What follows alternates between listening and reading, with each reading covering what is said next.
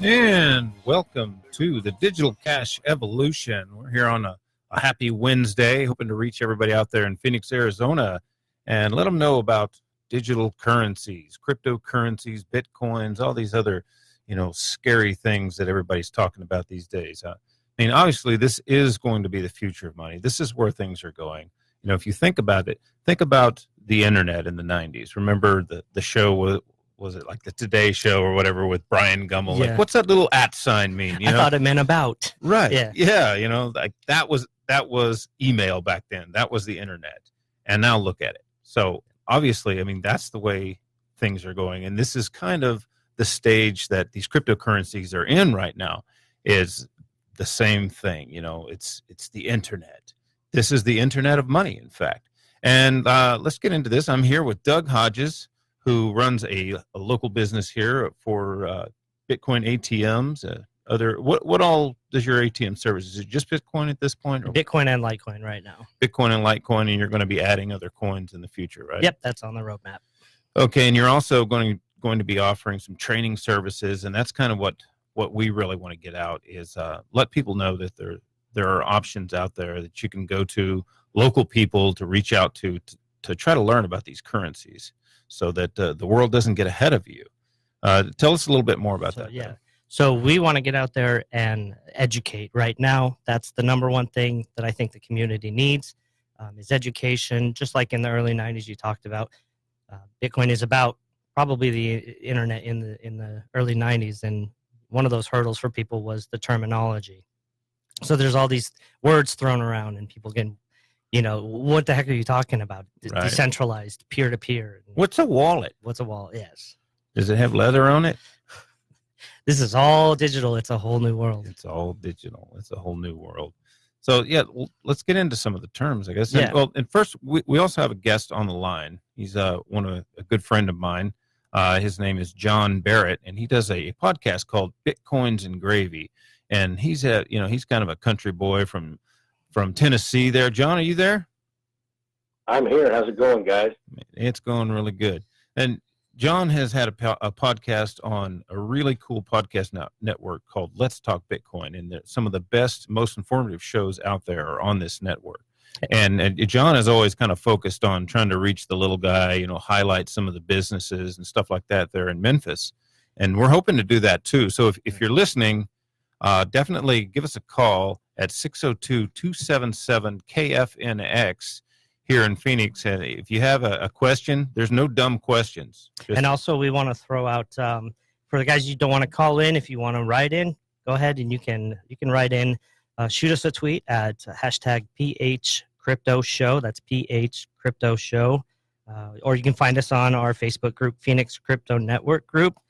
Or email us if you want to email into info@phoenixcrypto.com. We'd love to see your write-ins and see what the questions you guys have for us. That's, I think, really one of the best ways to educate people. And I really recommend you guys check out John's podcast. I've been listening to Bitcoins and Gravy since I first got into Bitcoin in 2013. So it's cool for me to have John on the show. He's actually a pretty good musician too. Yes. And you'll actually hear some of his music on this show. Yeah. Some of our bumper music on this show is actually written by John. So if you like that country song, what is it called? Ode to Satoshi. Yes, you will definitely know that it's John that's singing.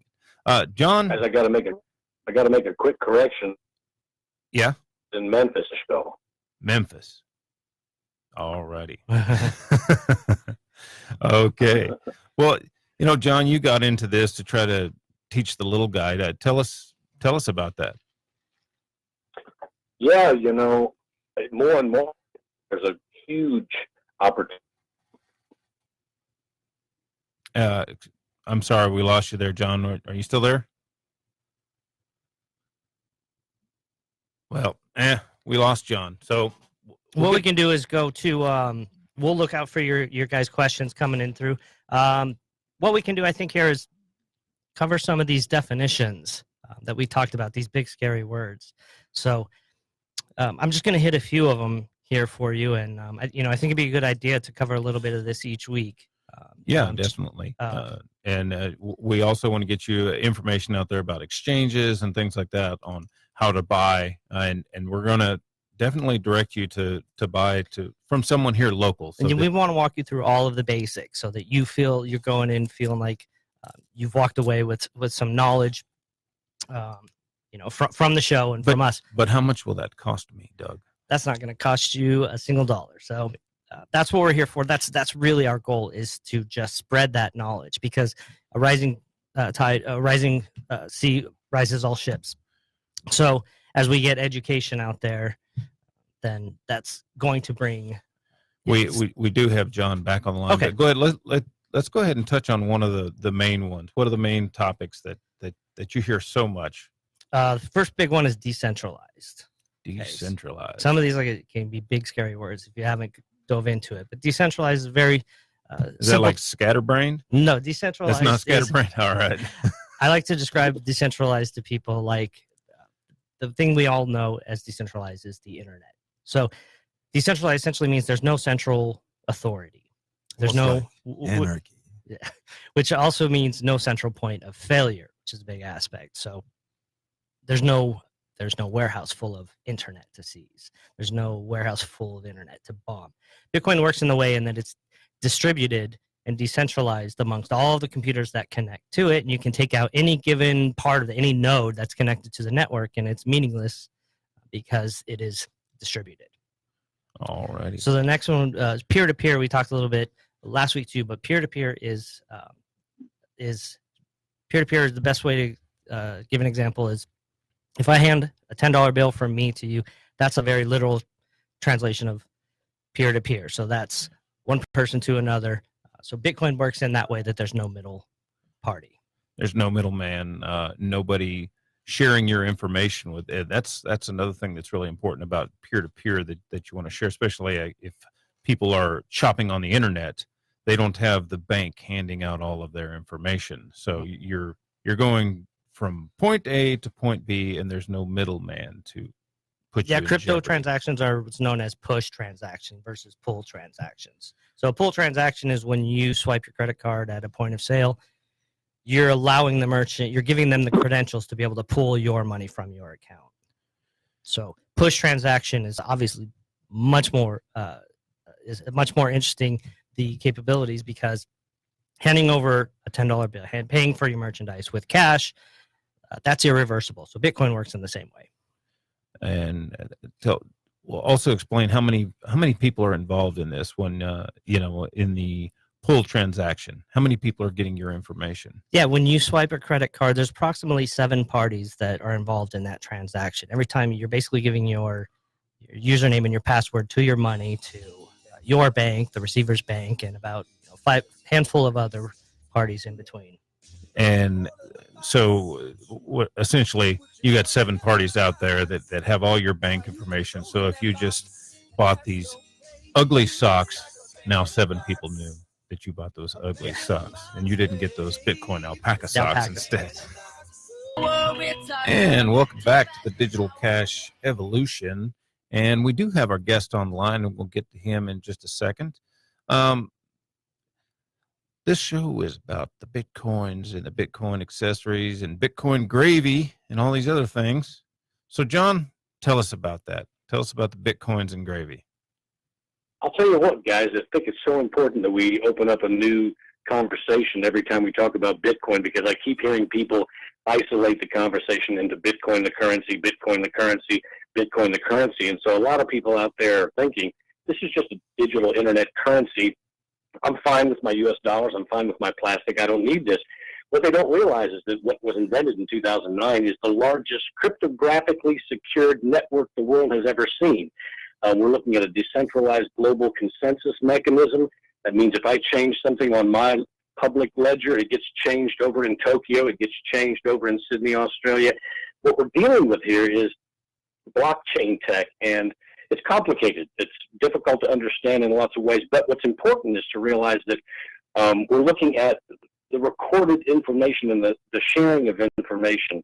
We're looking at a platform that allows people to share information, not just money. So we're talking about something that stands to disrupt not just banking and Wall Street, but also everything that has to do with law, legal land, titles, trusts, deeds, things like that, everything in healthcare, supply chains. So we're looking at something that's incredibly disruptive, this blockchain tech, specifically Bitcoin and all these others. But it's funny because the conversation keeps going back to just the token, Bitcoin, money, money, money. This is not all about money.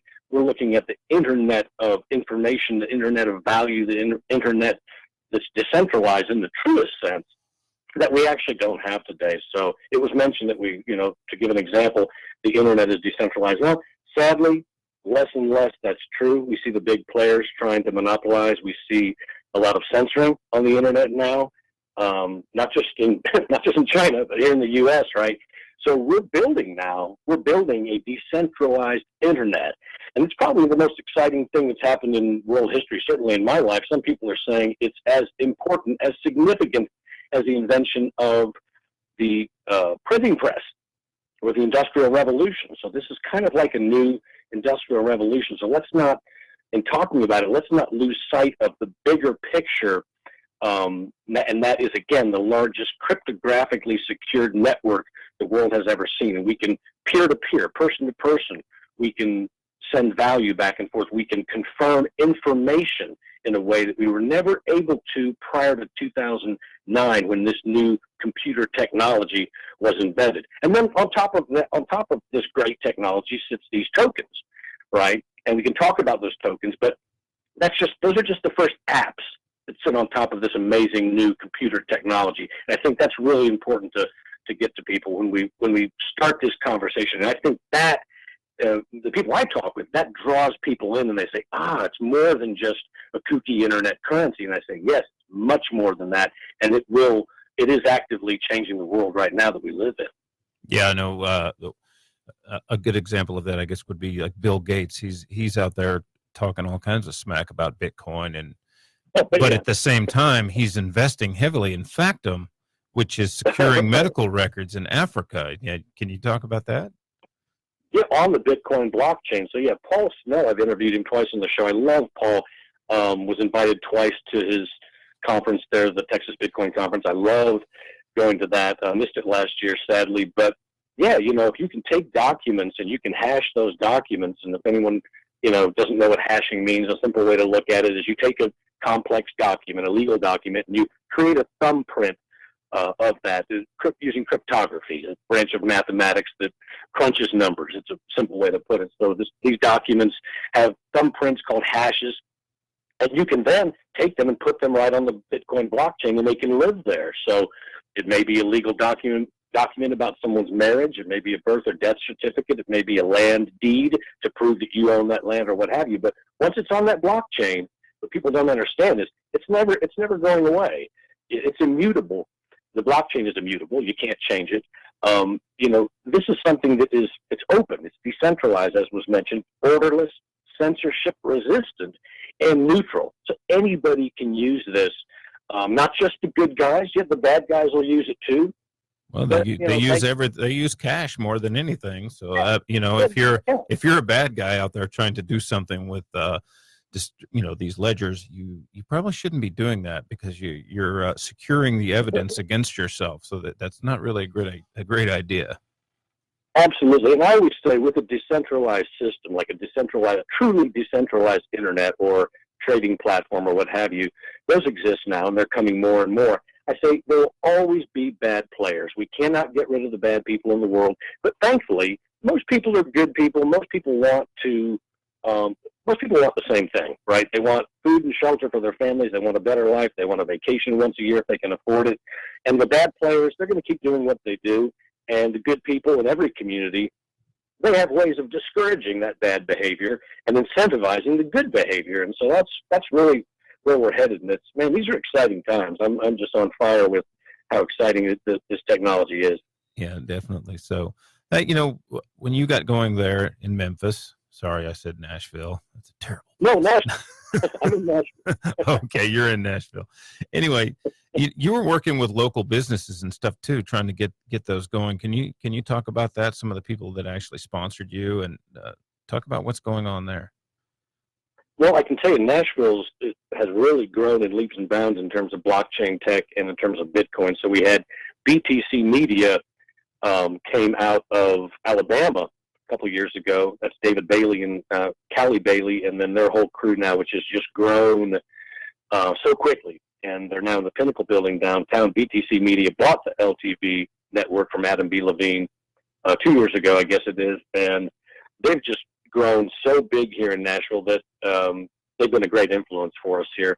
We have like 4 or 5 Bitcoin Ethereum meetups here. We have Hashed Health, which is the brainchild of John Bass, who is, it's been in healthcare with Vanderbilt University and other universities for many, many years. And that is basically, Hashed Health is basically working to help businesses understand how to use blockchain tech in healthcare specifically. So just seeing these things coming to Nashville, and the Distributed Health Conference, we've had 2. We have another one this year. So the 3rd Distributed Health Conference that brings in healthcare professionals, educators, speakers from all over the world. That's here at the Schermerhorn Symphony Center every year now. And that's been really exciting. And those numbers grow, and the speakers that show up for that are phenomenal. And I broadcast from there every year.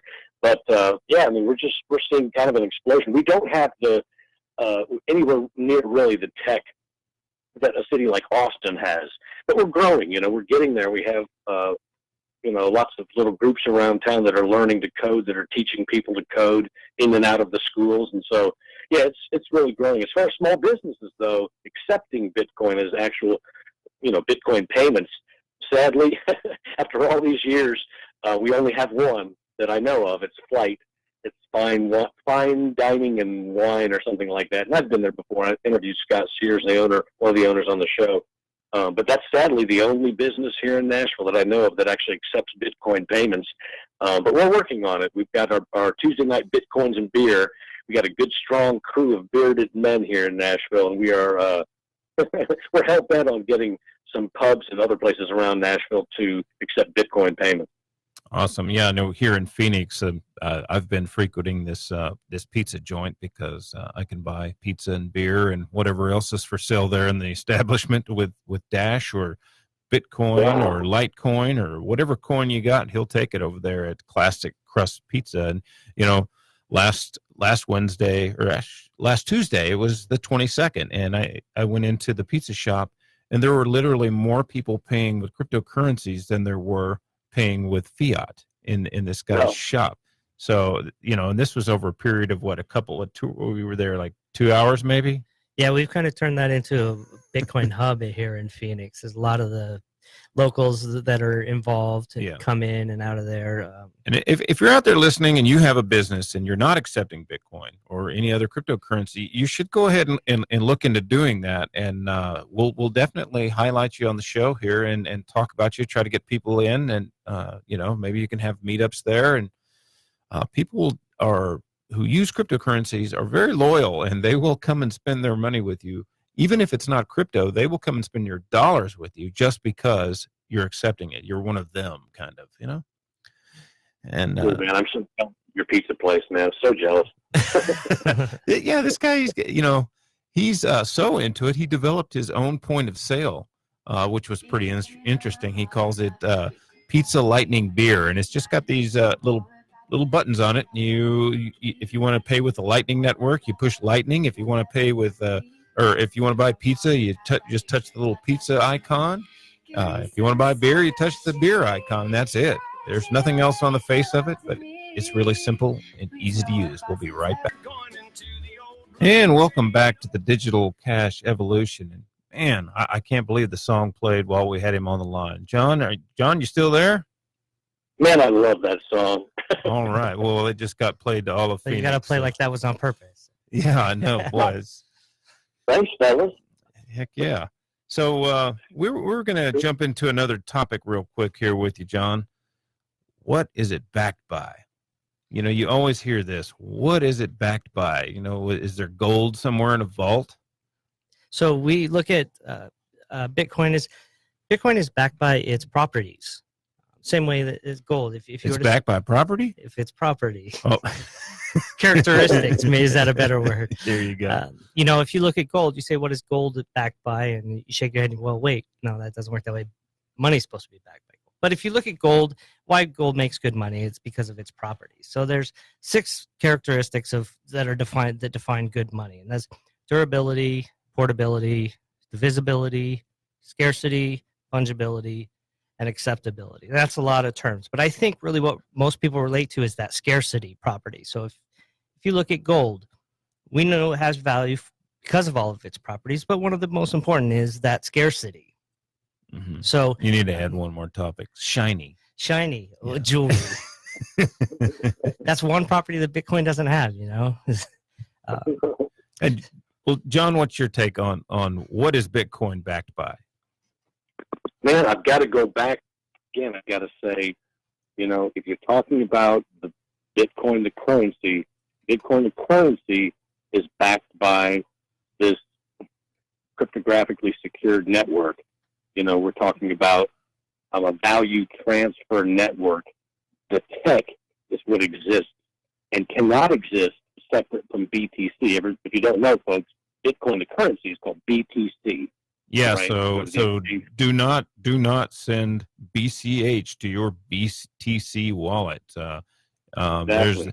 There's a big another real quick term, and let's get that out there so people know. Bitcoin Cash is not Bitcoin. It's not the same. Don't get confused. They're on the same blockchain, but please don't send your Bitcoin to your Bitcoin Cash wallet. You will lose it. So don't be fooled by somebody's terminology just because they feel a certain way about it. Yeah, I think that's really important. And so when we talk about BTC, Bitcoin, you cannot extract that or talk about that separate from Bitcoin with a capital B, the word spelled out, Bitcoin. That is the Bitcoin blockchain. That is the Bitcoin protocol, the computer technology. One cannot exist without the other. If you try to take BTC, the token, away, Bitcoin could not work. That's the way that it works is by way of the token, and the way that the token works is by way of the technology. So there's a symbiotic relationship between the two. One cannot exist without the other. So when people say, what's backing Bitcoin? I can say, well, absolutely. The technology is an integral part of the token. So if you have this technology that looks by all metrics like it is going to continue to sweep across the world, changing every single industry that we know, this technology, right? Just as the internet did, but even in a more intense way than ever before. That is precisely what is backing this token. As we see this technology grow on this exponential growth curve of adoption and everything else, guess what's going along for the ride? That's BTC, the token, inextricably tied to the technology. And so anybody who says the price of that is not going to go up, or the popularity of that, the usage of that is not going to go up, they're simply denying that the technology is going to continue and thrive. And right. By all metrics, it is thriving right now in real time. Yeah, it is essentially digital gold that cannot be duplicated.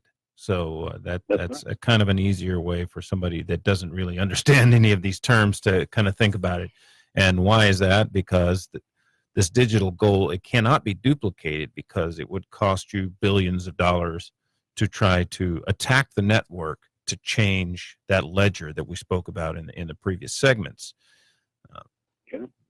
And to speak to our audience here too, I think, speaking of that scarcity, I think one of the other concerns and comments that I get from people is, well, I don't trust it because I don't understand it. And that is a completely fair assessment. So I usually kind of have two approaches to that question and that concern. The first being, how much do you actually know about how our current money works? Or like John is saying, money is only one application of Bitcoin. If you say, how well do you actually know how the plumbing, the inner workings of the internet, how that actually works?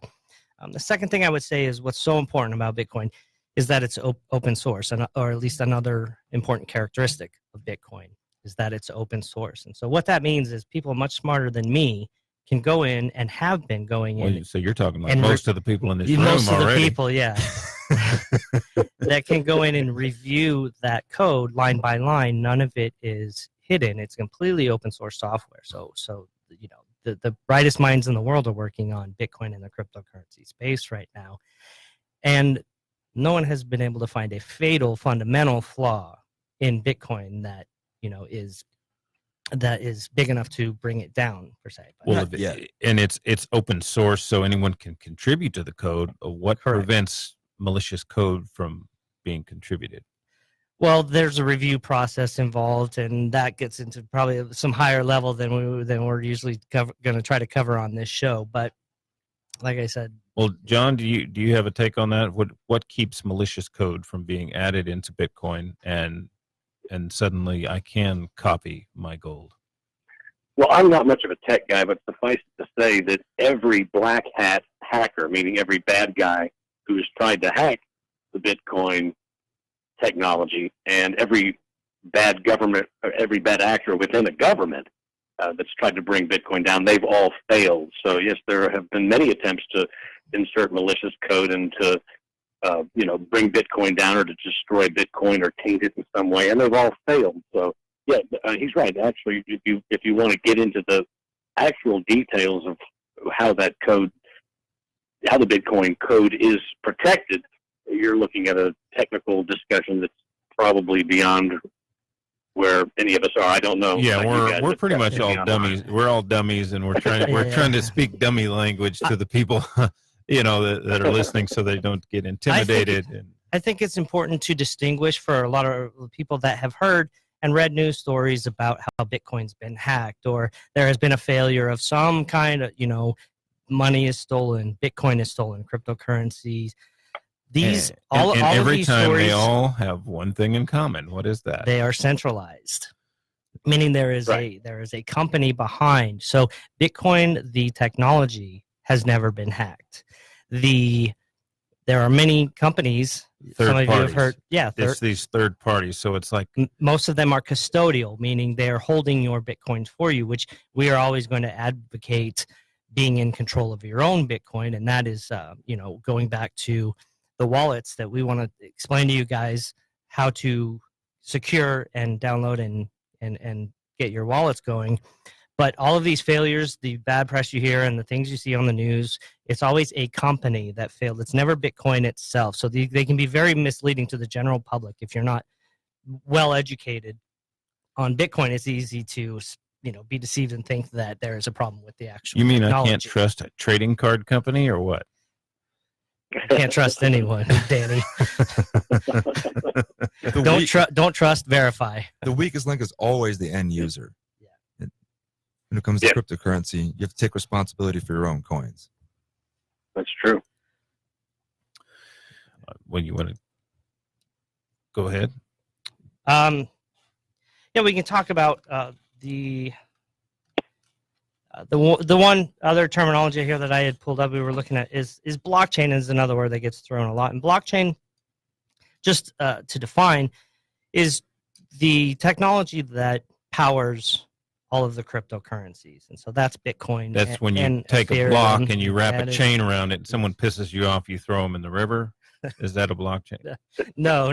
They weren't talking. We're not. There's no swimming with the fishes in crypto. Okay. The blockchain is the underlying technology. When we talk about, people say, I don't understand it. I don't understand how it works. Blockchain is the mechanism through which we have verifiability that Bitcoin or any other cryptocurrency can't be copied. Right. These blocks stack on top of each other, and or they link in a chain as a blockchain. And that's each 10-minute version of all the transactions are in one chain and revert back to the one before and before and before each and every 10 minutes. Yeah. And that's basically what a blockchain is. It's basically the ledger of every blockchain or Bitcoin transaction that has happened since the beginning. And we will be right back. And welcome back to Digital Cash Evolution. I'm here with Doug Hodges, and we've got John Barrett on the line.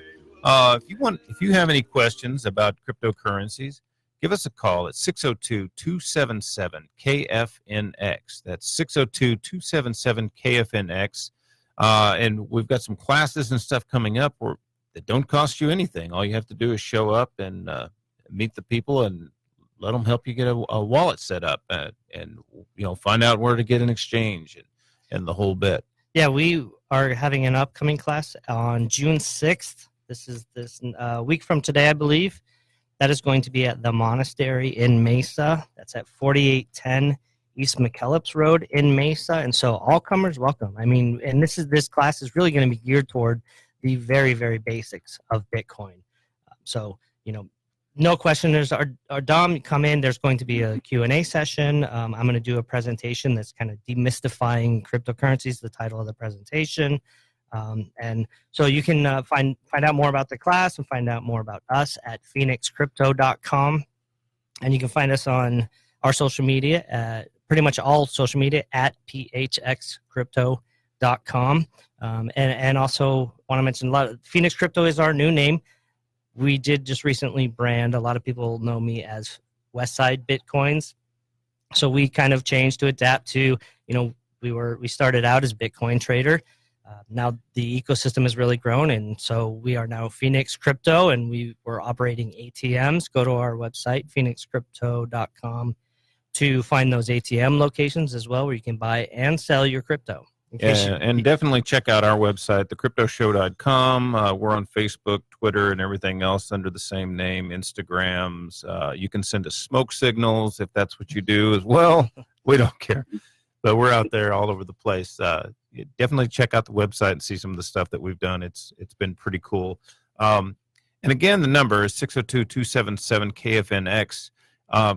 If you're out there sitting in a red light or whatever, go to the Play Store and download that Edge wallet. And if you give us a call before the end of the show, we'll send you some Bitcoin. Or if you want to tweet, #PHXCryptoShow, and ask us any questions we'll answer here on the show. This show really is going to be designed for the newbies. Yeah, the beginners. We want other people to get involved in this stuff.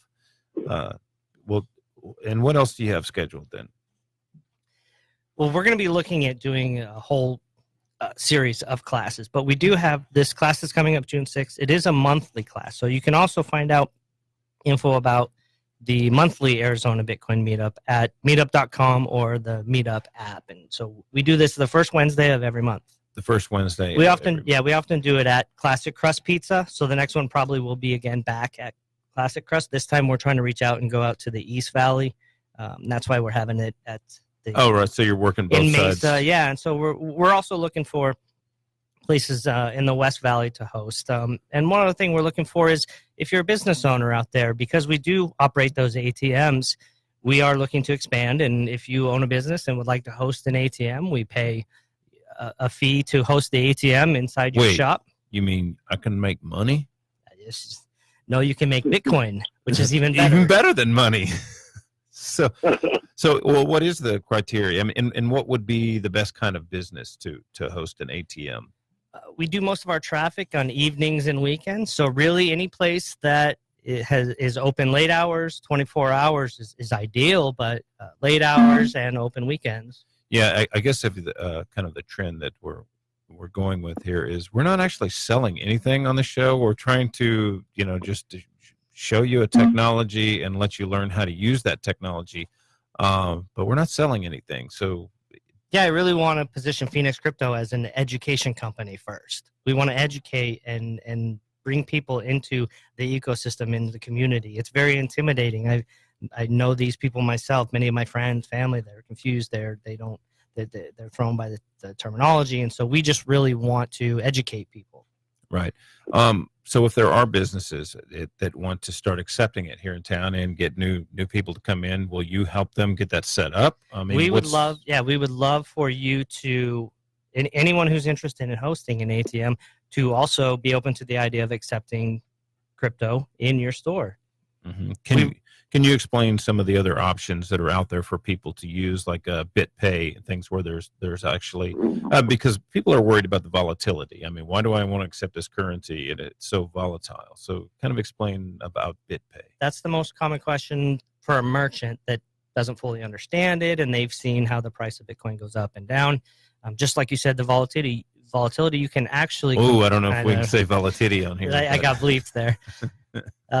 You can actually completely remove the volatility by having these merchant service providers like BitPay or Coinbase, and they'll convert all of whatever your sales are at the time of the sale directly into US dollars. So if you Right. So you don't even you're not really even going to realize that you've accepted it. You essentially got paid in dollars, and they just use this as more or less a credit card transaction. correct. And we always encourage you, if you are interested in getting involved and owning some Bitcoin, you can actually tweak that and maybe say keep 20% of it in Bitcoin and take the rest in US dollar or anywhere in between. Yeah, I think we talked about this one actually on the last show too. Is there's an option out there called Bitwage where you can actually have that taken out of your check if that's what you want to do. Of course, that's going to be something you might be interested in down the road. For right now, we want to just get you set up with the basics. So we encourage you to go download the Edge wallet or one of the other. I like the Edge wallet just because it's really easy to download and it has multiple coins on there. So if you want to do Ethereum or because that's one of the other ones that people will hear a lot about, Ethereum this and Ethereum that. You can put your Ethereum on this wallet. You can put your Dash on this wallet, Litecoins, all the others. There is also another one called Coinami. I don't know if it's quite as secure, but I trust Paul Poy's wallets. And once you get that going, reach out to us. That's what we do. We walk people through it. We'll help you understand the technology. We'll help you install it, back it up. One of the most important things is you hear in Bitcoin is be your own bank. Well, one of the responsibilities of being your own bank is maintaining that security. And so we can educate you on how to best secure your backups. What is the basic, walk us through setting up a wallet, with the seed phrase and all that stuff. So the process is really intuitive and straightforward. The one thing that does throw people is you'll download and install it either on desktop or for your phone. The backup process is a little unconventional to what most people are used to. Most people are used to a password. So Edge does actually offer that convenience and that kind of that. They do a very good job at bridging that gap of usability so that the backup process for Edge is just a password. But Danny talked about the seed phrase. After you install your wallet, most of your wallets are going to prompt you right after install to back up your wallet, which is what he said, a seed phrase. And so all that is fancy words for 12 random words. And it might sound strange, but you write down these 12 words, you keep them secure, put them, I recommend 2 copies, somewhere safe, somewhere off-site that's protected from fire, flood. And they also they sell some really good products that are actually fireproof, waterproof. And Bill Fottle. Yeah, we hope to have those guys on our show too here soon. Yeah, we'll definitely have that. I actually have a few of those. It's a little steel thing you just slide the letters into, and it's fireproof. You can put it in your safe. It's waterproof. It's stainless steel, so you don't really have to worry about losing those words. But the importance of those words are if you had money on your wallet that's on your phone, and someone steals your phone or you lose it, break it, drop it in the toilet, whatever, it doesn't matter. You just get a new phone. You add those 12 words right back into a new version of the wallet, and voila, there's your money again. And and I mentioned 12 words. Some of the wallets actually do 18 or 24 18 words. to 24 words even, So, John, are you still there? I'm still here, man. I'm just downloading the Edge wallet. I forgot about this thing, and we interviewed, when I was back with Liz Shaw on the show, we'd interviewed Paul Poy, saw him at the Texas Bitcoin Conference a few years ago, hung out with him there in Austin, and Paul is just a fantastic guy, and he's a brilliant guy as well, but I didn't know this was live now, so I'm just right now creating my Edge account as we speak, and looking pretty sweet, so I'm excited. All right, guys. And since you didn't call in, go ahead and download that Edge wallet. Give us a call, whatever. Reach out to us on social media. Maybe we'll hook you up with some Bitcoin. And again, that class is next. It is a free class, I want to mention. Next Wednesday, June 6th. Bring your questions and learn all about this crazy thing called Bitcoin.